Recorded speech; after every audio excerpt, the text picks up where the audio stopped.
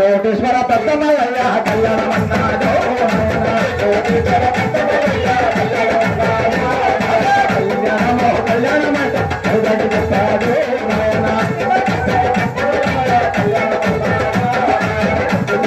పండుగ కాకానికి స్నేహిలో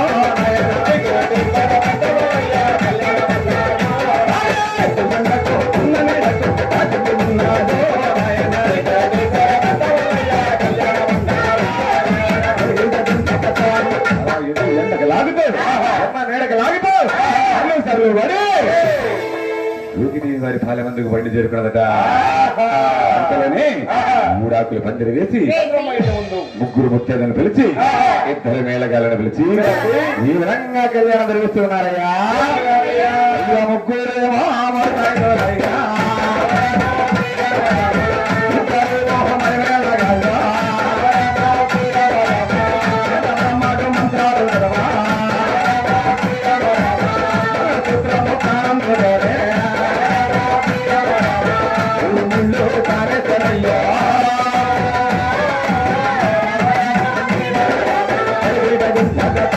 అలా మల్లయ్య చంద్రవుల కళ్యాణం